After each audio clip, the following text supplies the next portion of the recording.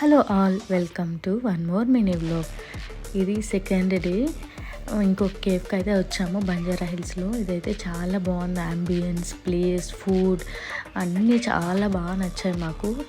మేము first day వెళ్ళినప్పుడు పిల్లలు తీసుకెళ్ళలేదు కదా, సో సెకండ్ డే అయితే ఇప్పుడు పిల్లలు తీసుకొని అయితే వచ్చాము. వాళ్ళకి ఇంట్లోనే ఉండి బోర్ కొట్టేస్తుంది అంటే ఇంకా వాళ్ళని కూడా తీసుకొని మేమైతే వచ్చాము.